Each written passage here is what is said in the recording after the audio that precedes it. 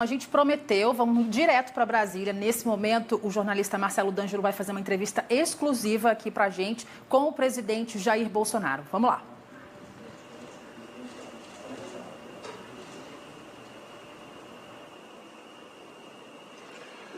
Muito bem, estamos ao vivo, direto do Palácio do Planalto, aqui em Brasília, capital federal, no Distrito Federal. Presidente Jair Bolsonaro, muito obrigado pela gentileza de nos atender, a reportagem do Band News TV, pela gentileza com o Grupo Bandeirantes de sempre. Como é que o senhor avalia, até agora, o impacto da crise do coronavírus no Brasil, do ponto de vista da saúde e também do ponto de vista da economia? Do ponto de vista da saúde, não temos informações que qualquer pessoa tenha falecido por falta de UTIs ou de respiradores. Então, o governo federal abasteceu estados e municípios com recursos mais do que suficientes para que esse problema fosse atenuado. Obviamente, os números não dizem com a realidade. Temos informações do Brasil todo que muita gente falece com várias comorbidades e, entre elas, a Covid. E entra nessa estatística com Covid apenas. Isso não ajuda para que nós tenhamos uma numeração perfeita do que acontece para que possa tomar outras iniciativas. Agora, deixa bem claro, toda a política de fechar comércio, de isolamento, de fechar praia, de privar de liberdade as pessoas, é exclusiva dos governadores e prefeitos. O governo federal não tem qualquer ação nessa questão. Infelizmente, porque eu gostaria de participar, o Supremo Tribunal Federal assim decidiu que deveria ser feito. Então, na questão da saúde, o Brasil está enfrentando, lamentamos as mortes, mas está enfrentando esse problema que aflige o mundo todo da melhor maneira possível. No tocante a empregos, desde o primeiro pronunciamento meu, eu apanho da grande mídia, quando eu falei que tínhamos dois problemas pela frente. O problema da vida e a questão do vírus, ou melhor, a vida e a questão do desemprego. Muitos achavam que economia deixa para depois, vida não se salva, a economia pode ser recuperada. Estamos vendo agora que esse problema está chegando de forma muito forte. Não temos ainda a quantidade de desempregados no Brasil formais, mas na casa de alguns milhões. Os informais foram 38 milhões que perderam quase toda a sua renda, segundo a própria OIT. E estamos enfrentando isso como? Com auxílio emergencial, no primeiro momento, que deve ser prorrogado mais duas parcelas, não de 600, mas um número um pouco menor, que cada parcela se gasta em torno de 50 bilhões de reais. Não é que eu não queira, é que a nação não suporta isso daí. E a questão do emprego. Nós fomos o país, com toda certeza, que mais salvou empregos no mundo com as propostas nós de ajudar, em especial as pequenas e microempresas. Presidente, ainda sobre a saúde. Muitos dizem que houve falta de diálogo. Como é que o senhor encara essa crítica, especialmente no trato com os governadores e com os prefeitos? A falta de diálogo existe sim, porque os governadores passaram a ser os donos dos seus estados e os prefeitos os donos dos seus municípios. Então o governo federal caberia apenas uma coisa, injetar recursos para lá. Por isso que faltou diálogo. Da nossa parte, por exemplo, desde o começo, não é que eu apostei, eu tinha as informações de fora e de dentro do Brasil que a hidroxicloroquina estava dando certo, de forma não comprovada cientificamente. E não tinha mais outra alternativa. Então, eu joguei nessa questão, baseado em dados, em números, em relatos de médicos e pessoas que se curaram, para atenuar esse problema. Teve governador e teve prefeitos também que simplesmente proibiram a administração desse medicamento e não apresentaram uma alternativa.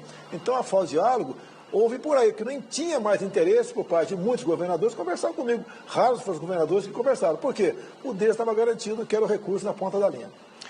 O senhor foi um dos primeiros, se não o primeiro, a alertar para as dificuldades que poderiam afetar especialmente os mais carentes. O governo providenciou a ajuda do Corona Voucher. Como é que o senhor vê agora a ideia de uma renda mínima? É uma nova proposta do Paulo Guedes, que ele fala também em carteira verde e amarela, É algo parecido o seguinte: você pode trabalhar e seria um banco de horas, tantas horas, final do mês alguém vai dizer que pagou tanto para você. Se foi abaixo do salário mínimo, você ia ter um imposto de renda negativo. Ou seja, você ganhou R$500, você teria mais 10% que entraria numa conta específica para você. Essa é a ideia do Paulo Guedes, até para ajudar a voltar a economia. porque se fala em CLT, direitos trabalhistas, né? Bacana, muito bonito, mas para quem emprega a dificuldade é enorme. Então o que nós queremos é dar uma oportunidade para aqueles, esses exatamente informais, os 38 milhões, que nós sabemos agora que esse número vai crescer mais ainda, porque muita gente da classe média perdeu tudo, vai para a informalidade. Então a ideia é exatamente isso, é fazer pegar a economia. Não vai ser fácil, mas acredito na equipe do Paulo Guedes. O senhor acredita que vai ser possível prorrogar ainda essa ajuda do Corona Voucher por mais algum tempo? Uma ideia inicial, a quarta e quinta parcela, né, seria de R$300. Eu sei que é pouco, mas cada parcela de R$300 vai custar aos cofres públicos em torno de 25 bilhões de reais. Basta lembrar que o Bolsa Família custa em torno de 33 bilhões por ano. Então é um dinheiro que vai se somar à nossa dívida bastante grande que nós já temos. Há também uma preocupação com as pequenas e microempresas, presidente. Como é que o senhor está vendo essa questão? É possível fazer algo mais por esses pequenos e microempresários? Olha, nós temos feito o possível, tá certo? Não tem um valor específico aqui, mas está na casa de 100 bilhões de reais, ajuda para pequenos e micros empresários, que parte do salário é o governo que está pagando exatamente para que não houvesse demissões. Então é isso, essa proposta, com toda certeza, vai ser renovada por parte da equipe econômica. Interessa porque você faz a economia pegar para valer numa situação que nós encontramos, de dificuldade enorme, porque não é apenas pequena e microempresa. Os grandes empresários também perderam, porque o que eles produzem não é vendido na ponta da linha. O comércio foi fechado. No meu entender, foi o exagero, a forma como você tratou essa questão. E o preço vai ser alto. Eu dizia lá atrás, não pode o efeito colateral do combate ao vírus ser muito mais danoso do que o próprio vírus. E, infelizmente, estamos vivendo isso, mas acredito que temos saída para isso. Bom, os números estão começando a mudar um pouco com relação ao coronavírus. O senhor acredita que mais quanto tempo talvez a gente consiga ter um pouco mais de tração, um pouco mais de liberdade para poder voltar às atividades comerciais e econômicas? Olha, os números não são muito precisos ainda, né? A nova fórmula que nós adotamos, que foi muito bem feita pelo Pazuello, nosso ministro da Saúde, nós computamos agora os mortos naquele dia. As mortes que chegam dias anteriores, nós não descartamos, simplesmente computamos naqueles dias anteriores. Então a metodologia mudou e ajudou bastante. Baixou muito no Rio de Janeiro, Amazonas praticamente zerou, Roraima está bastante alto, e São Paulo, não sei porquê, está mantendo ainda esse nível. Tá? Talvez porque em diário oficial da União, do senhor governador do estado de São Paulo, né, de poucas semanas, está bem claro onde as causas indefinidas de morte devem ser acreditadas como se Covid fosse, talvez por causa disso. Agora, a tendência é diminuir como um todo, sim. Estamos notando isso aí. Bom, o país tem passado e atravessado diversas e sucessivas crises políticas, com algum conflito entre os poderes. Como é que o senhor analisa esse contexto desde o início do seu governo? Olha, é uma constância em fustigar o governo. Uma constância. Sempre temos algum problema. O último agora, estou sendo julgado no TSE, acredite, tem que saber o motivo, né? Por que estou sendo julgado no TSE? Um site, em setembro de 2018, antes das eleições, que era mulheres contra Bolsonaro, entrou lá um hack e botou mulheres com o Bolsonaro. E ficou assim por 24 horas. Então, isso, segundo a denúncia que chegou ao TSE, influenciou nas eleições. E a chapa Bolsonaro-Mourão devia ser caçada. O que eu vejo no TSE? É uma denúncia que não devia ser aceita, mas está sendo julgado se esse processo continua ou não.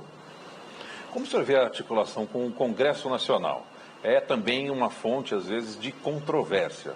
A recente indicação do deputado federal Fábio Faria se encaixa num esforço de articulação com o Congresso Nacional? Como é que o senhor avalia esse quadro? Não, primeiro, como eu não tinha essa articulação, a imprensa toda batia em mim que faltava o diálogo.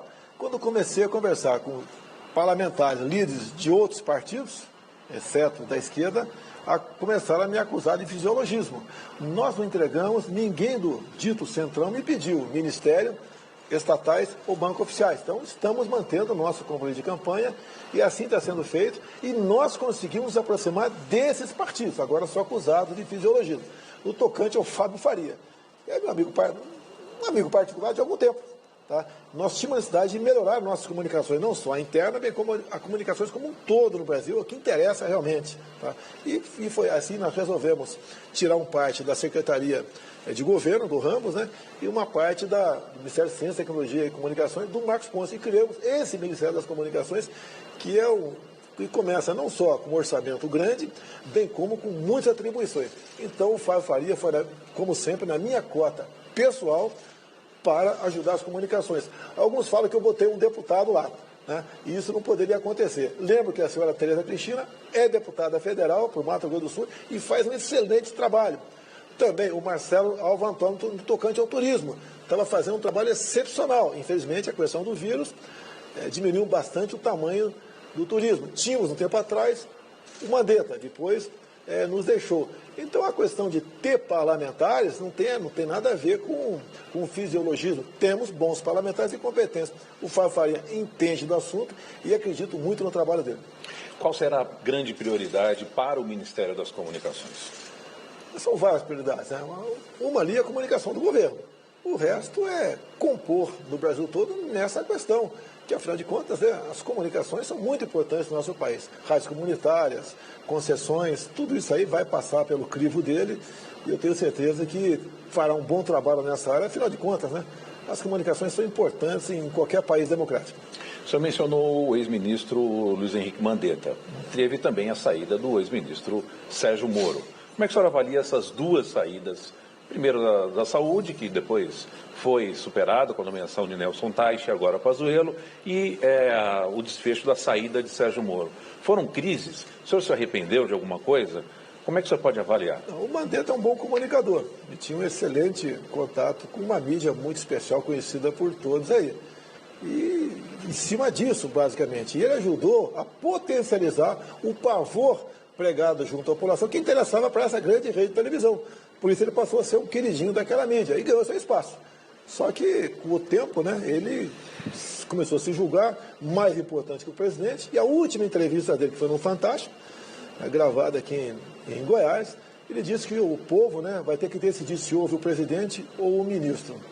Aí foi um ponto final, game over para ele, vai ser feliz na sua nova função. Veio o Teich, ficou 30 dias por questão pessoal, resolveu nos deixar. E o Jean Pazuello está fazendo agora um brilhante trabalho na saúde. Quanto ao senhor Sérgio Moro, era uma pessoa muito ele, né? Muito ele e mais ninguém. E daí a gente lamenta, porque as acusações que ele fez não colou, inclusive disse que a prova estaria naquela sessão, naquela reunião ministerial que foi gravada, que é comum eu gravar e destruir o chip, por sorte não destruir, e por azar, lamentavelmente, o ministro Celso de Mello resolveu tornar pública toda a sessão, que em parte agora causa um problema para a gente. Ou seja, uma reunião reservada, que foi aqui carimbada como secreta por nós, foi divulgada, por outro lado, no meu entender, sem a devida responsabilidade. Aí vem crise, mais uma nova crise pela frente, que deságua em cima do Ministério da Educação. Tá? Estamos buscando uma maneira de contornar isso daí. Sobre o Ministério da Educação, presidente, no final de semana o país voltou a registrar manifestações e protestos. Aqui em Brasília os protestos estavam proibidos e o ministro da Educação participou do protesto. Qual é a avaliação que o senhor faz desse contexto? Primeiro, eu não coordeno e nem convoco nenhuma manifestação. Todas as vezes que houveram manifestações e foram pacíficas de apoio ao meu governo, eu compareci aqui e cumprimentei o povo. O mínimo que eu poderia fazer. Quanto à participação do ministro no dia seguinte, né, num grupamento de pessoas, que não foi aquele grupo de pessoas que soltou os fogos para cima do Supremo Tribunal Federal, eu acho que ele não foi muito prudente participar dessa manifestação, apesar de, na hora de grave, ele ter falado ali. Mas não foi um bom recado, porque ele não estava representando o governo. Ele estava representando a si próprio. Então, como tudo que acontece cai no meu colo, mais um problema nós estamos tentando solucionar com o senhor Abraham Van Trauben. Com relação ao Supremo Tribunal Federal, o senhor mencionou também, existem 2 inquéritos correndo lá no Supremo. O senhor tem acompanhado esses processos? Como o senhor pode avaliar a tramitação desses inquéritos? O inquérito do ministro Alexandre de Moraes, Exato. Olha, a própria senhora Raquel Dodge pediu por 2 vezes seu arquivamento, por inconstitucionalidade. O atual PGR, o Aras, também pediu o arquivamento. É um inquérito que serve para interesse apenas dele. Tá? Ele é a vítima, ele interroga, ele julga e ele condena. Isso não é justo, no meu entender, porque está aí à margem da legislação brasileira. Então isso é um foco de atrito. Até a busca e apreensão que foi realizada na casa de 29 simpatizantes meus, nenhum simpatizante da oposição, isso não soa muito bem no Estado Democrático de Direito. Isso, obviamente, né, é um foco de atrito que o Supremo tem que superar. Da minha parte, eu pergunto para você, pergunto para quem está assistindo, onde é que eu provoquei em algum momento o Supremo Tribunal Federal? Onde é que eu fui a origem de problemas para o Brasil por posições minhas? Não existe isso aí. Não existe. Querer dizer, porque em manifestações tem um cara ou outro com a placa do AI-5, é digno de pena essa pessoa. Existe AI-5? Não existe mais atos institucionais. É a mesma coisa que levantasse uma faixa, pena de morte. Não existe pena de morte. É a mesma coisa, intervenção militar, artigo 142. Não existe intervenção militar. O artigo 142 nem precisava o senhor Luiz Fux, monocraticamente, atender um pedido do PDT. O partido tem ligação com o Partido Comunista Chinês, para dizer qual o papel das Forças Armadas. Como se o nosso alto comando das Forças Armadas fossem pessoas que não soubessem qual o seu papel numa democracia. E nós, militares das Forças Armadas, que eu também sou militar, somos os verdadeiros responsáveis pela democracia no nosso país. Nós jamais cumpriríamos ordens absurdas, mas também jamais aceitaríamos um julgamento político para destruir um presidente democraticamente eleito. Presidente, o senhor tem reiterado a manifestação de que não existe essa possibilidade de um golpe militar ou de uma intervenção militar. Porém, em alguns momentos, em algumas entrevistas de ministros ou de representantes do governo, vem a palavra mas e as pessoas acabam ficando em dúvida. O senhor pode esclarecer definitivamente isso? Sem problema nenhum. O próprio julgamento no TSE. Acabei de falar o motivo do julgamento, com todo respeito, Marcelo, eu sei que não devo fazer pergunta a você, mas me julgar por uma página que ficou fora do ar por menos de 24 horas para caçar a chapa Bolsonaro-Mourão, é inadmissível isso daí. Isso, no meu entender, é começar a esticar a corda, é começar a alimentar uma crise que não existe da nossa parte. Outra, eu vou dar golpe. Como é que eu vou dar golpe se eu já sou o presidente da República? Se eu já sou o chefe supremo das Forças Armadas? Você viu algum momento eu falando em conteúdo social da mídia, como acontecia em governos anteriores? Nunca se ouviu falar isso aí. Eu fui o presidente que mais se expôs junto à imprensa. Inclusive fazíamos aqui, periodicamente, uma reunião com todos eles. Até que alguns começaram a abusar. E quando eu falei no ouvido de uma pessoa uma questão e foi pego lá, e o pessoal resolveu potencializar e criticar por causa daquilo, acabou, não vamos dar mais entrevista. O que eu falo particularmente para alguém é entre eu e ele, ponto final. É como uma reunião de ministros. É inadmissível se externar, publicizar uma reunião de ministros, onde tratávamos de assuntos específicos, né? E eu disse nos autos que eu poderia sim explicitar tudo, o que eu falei, não o que os outros falaram, mas lamentavelmente entendeu de forma diferente o senhor Celso de Mello e uma pequena crise está instalada no Brasil, que eu espero que se resolva o mais rapidamente possível. Presidente, no ano passado o governo conseguiu avançar numa pauta muito importante que foi a reforma da Previdência. A reforma tributária e administrativa chegou a se conversar um pouco. Veio a crise e essas reformas ficaram de lado. O senhor acredita que é possível retomar essa pauta, uma pauta importante para o Brasil?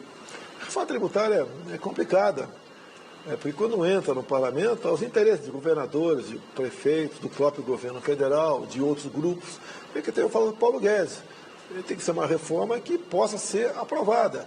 Tá? O Paulo Guedes está caminhando nessa direção, que a reforma perfeita nós estamos tentando há 30 anos, pelo menos, o tempo que eu estava dentro do parlamento, e não se consegue chegar a bom termo. A reforma administrativa também, o que eu tenho falado para a nossa equipe? Tem que fazer primeiro um bom trabalho de mídia, porque chega no final da linha algo completamente distorcido. Por exemplo, eu não estou acabando com isso, nós não queremos acabar com a estabilidade do servidor, mas a partir do momento que você bota na proposta que a partir de agora não vai ter mais estabilidade, o que chega para todos os 12 milhões de servidores do Brasil, que eu estou quebrando aí, eu estou aí acabando com a estabilidade deles. Então é um desgaste muito grande. Eu não estou preocupado com reeleição, mas nós devemos nos preocupar e atender os eleitores, o brasileiro, de forma honesta e justa, e não ser massacrado pela opinião pública por uma coisa que você não fez e não propôs. Então a guerra da mídia é importante, por isso o atraso no envio da reforma legislativa para o Parlamento. Mas o senhor acredita que no segundo semestre será possível retomar essa pauta? O segundo semestre, eu acho que acaba em novembro, né? Porque as eleições devem se acabar. Então acabou o ano. Isso, com toda certeza, fica para o ano que vem. Presidente, vai ficar alguma lição grande dessa pandemia, dessa crise, que o mundo todo está enfrentando, não só o Brasil? O senhor acredita que fica algum aprendizado grande dessa crise? Fica, até pela forma como ela foi tratada. O Supremo Tribunal Federal, no meu entender, uma crítica que eu faço construtiva, errou ao dizer que cada Estado cuide da melhor maneira que lhe aprouver essa questão. Tinha que ter uma orientação governamental nesse sentido. Eu poderia, sim, fazer um conselho, uma reunião de 2, 3 por Estado, ficar de maneira permanente em Brasília e fazendo as políticas, né?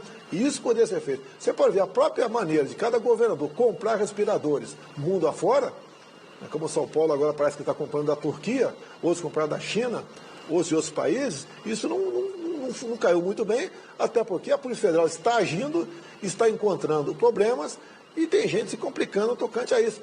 Deveria estar sob nossa orientação isso aí.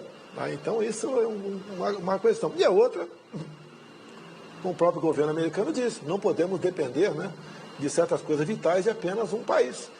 Por exemplo, a cloroquina, né? O insumo para ela, dependemos exclusivamente da Índia, graças a uma amizade, uma consideração, porque eu estive na data magna da Índia em janeiro desse ano.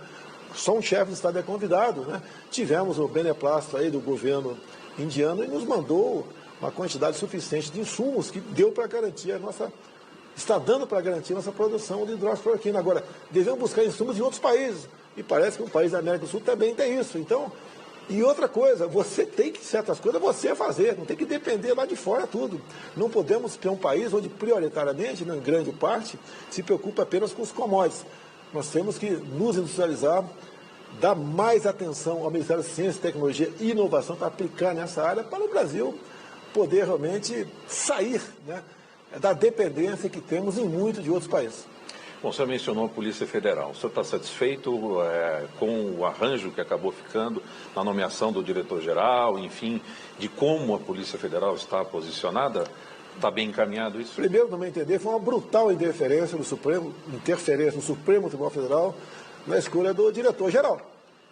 A argumentação é que é meu amigo. Eu o conheci depois do segundo turno das eleições de 2018. A amizade que aconteceu ali foi natural. Foi natural, é o meu segurança, eu tenho que conversar com ele, tomava café com ele, etc. Agora, tem ministro aqui como o Ramos, eu o conheço, é meu amigo desde 1973. O próprio Fábio Faria. Então também não poderia ser nomeado. Mais uma brutal interferência do Supremo Tribunal Federal no Executivo. Tá? Não podemos realmente concordar com isso. Acho até que em algum momento eu estou sendo paciente e complacente demais. Tá? Não quero dar soco na mesa e afrontar ninguém. Agora, a gente pede sempre, não afronte o Poder Executivo. Nós não queremos medir força com ninguém. Nós queremos administrar e conduzir o Brasil a um porto seguro. Que, afinal de contas, tem muitas incertezas no ar. Tá? Que se nós, por exemplo, não estivéssemos dando aí os R$600 por mês, tá? a esses mais humildes, poderíamos ter problema seríssimo de ordem social no Brasil. Presidente, nós estamos chegando a 1 ano e meio do seu governo.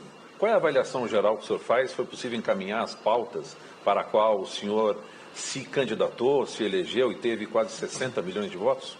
Deixa eu aproveitar e fazer a campanha aqui agora, né? Não é campanha antecipada, não, né? Eu tenho um sonho. Tá? Não é fácil a minha vida, não estou reclamando. Sabia, em grande parte, do problema que enfrentaria pela frente. O parlamento, o judiciário, o sindicato, né? Mas qual é o grande sonho? Se a gente continuar razoavelmente bem, nós temos como em 2022 buscar fazer uma grande bancada de parlamentares e senadores, tá certo? E realmente botar em prática o que nós devemos fazer para mudar o Brasil. Alguns querem que eu mude o Brasil em 1 ou 2 anos, como me cobrem recentemente nas mídias sociais. Você não vai fazer nada, mais uma que acontece contigo, prenderam não sei quem, o que você vai fazer? O pessoal tem que ter paciência. E eu não tenho como bater no peito e Eu agora o que eu fizer é certo. Isso não é democracia. Eu acredito na democracia.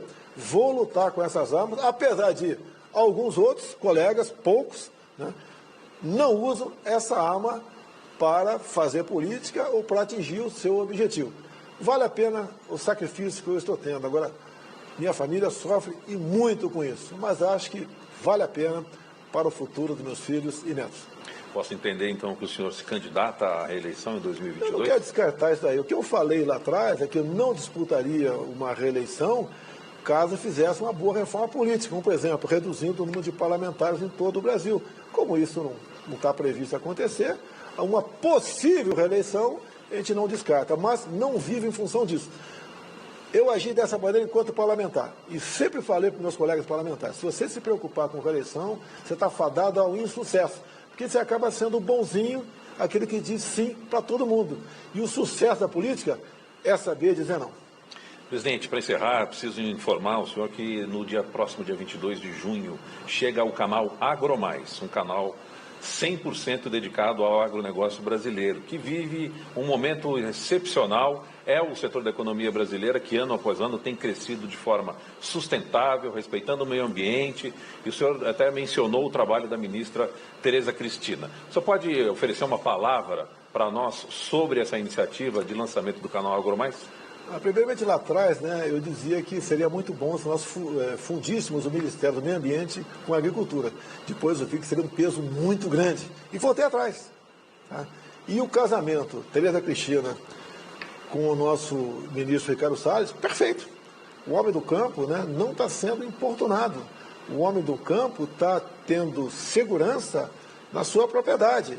Nós somos amigos dos índios, mas tínhamos uma indústria da demarcação em terras indígenas, assim como outras indústrias de demarcações de parques nacionais, área de proteção ambiental, que são importantes, sim. Mas hoje, em torno de 60% do território brasileiro já é protegido. 14% para indígena. E aproximadamente 27% apenas do nosso território, nós ocupamos para pecuária e para agricultura.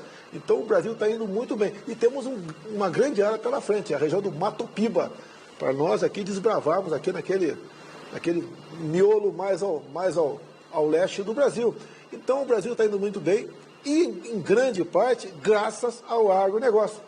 Afinal de contas, se tudo parar, você pode sobreviver. Mas se algo do campo não produzir, nós pereceremos. Você acredita que o agro vai crescer ainda mais? Vai crescer mais. O mundo cresce na casa de 70 milhões de habitantes por ano. Tem países que procuram diversificar suas importações, como tive no mundo árabe. Eles estão intensificando o comércio para conosco. Você não pode depender de alimentação só de um país. Afinal de contas, pode ter uma crise naquele país, uma crise política, uma crise social, uma crise que venha da questão ambiental e faltar alimento para aquele país. Então o Brasil é um país que desperta a atenção do mundo todo. E nós estamos investindo muito bem nessa área, também através da infraestrutura, junto com o nosso ministro Tarcísio de Freitas, que conclui até o final do ano que vem a ferrovia Norte-Sul, que você pega lá do Maranhão, Tocantins, Goiás e São Paulo. Ele conseguiu, junto com o nosso ministro Augusto Nardes, do TCU também, desregulamentar, vamos assim dizer, a malha paulista. São Paulo vai ganhar muito com o trabalho do taxista. O agronegócio, muito também. E nós podemos, obviamente, está prevista a ligação com o sul do Brasil. Então o país está indo muito bem. O Tarcísio está fazendo um excepcional trabalho nessa questão. Nos portos também. Os nossos portos têm batido o recorde de exportação. As pessoas são escolhidas de forma técnica para essas áreas. Então o Brasil tem tudo para dar certo. E o agronegócio é a locomotiva da nossa economia. É uma grande bandeira para o Brasil no exterior, Sim. presidente. O senhor esteve na Índia, esteve na China, e me parece que com os Estados Unidos a conversa também é importante nessa área, não? É uma certa concorrência nossa com os Estados Unidos, né? Então, com a Índia, tem 1 bilhão e 300 milhões de habitantes. Eu tenho uma pergunta no ar, né? Por que na Índia o número de mortes foi lá para baixo? Lá é o país onde se tira o insumo da hidroxicloroquina. Então eu pedi para o nosso embaixador dar uma olhada lá e ver o que o governo Modi fez para que a taxa de mortalidade fosse lá embaixo. Se for a hidroxicloroquina, nós sabemos que aqueles aqui no Brasil, aqueles governadores que proibiram que fosse ministrada a hidroxicloroquina, tem a sua parcela de responsabilidade nesse número de mortes. O governo federal está isento no tocante a isso. Mas a Índia, existe sim um grande interesse nosso na questão do etanol e açúcar, né? E a Índia é um grande produtor disso aí e interessa por parte deles a tecnologia do etanol. Tivemos lá há pouco tempo, foi em janeiro, se não me engano, tratamos desse assunto. Agora, falta uma maior efetividade nisso, tendo em vista a questão do coronavírus, que dificulta essa troca de mercadorias, né? Hoje mesmo conversei com o presidente da Rússia, tratando de várias questões, carne de porco, carne de gado, entre outras questões. Então, não deixamos de fazer esse comércio com o mundo todo, interessa fazer o comércio com qualquer país do mundo, né, com raríssimas exceções, e estamos implementando isso aí. Em grande parte, esse trabalho de sapa, que eu chamo, o trabalho de vanguarda, vem do Ministério da Agricultura com a nossa ministra Tereza Cristina. Presidente, de forma democrática e cumprindo com a missão jornalística, o Band News TV estará sempre com microfones e câmeras abertas. Muito obrigado pela sua participação hoje, neste dia que a gente inaugura uma nova programação. O senhor foi muito atencioso, muito obrigado. E fica o convite já para voltar e trazer as outras novidades, a gente poder fazer um acompanhamento de como o Brasil tem se desenvolvido. Boa sorte a vocês. Vocês podem fazer bom uso dos nossos ministros, excelentes, excepcionais ministros, que podem trazer informações na ponta da linha que realmente interessa a todo o Brasil. Que a imprensa séria, aquela que realmente busca vender a verdade, é a que entrevista as pessoas, em especial ao vivo, como estou fazendo aqui agora. Muito obrigado.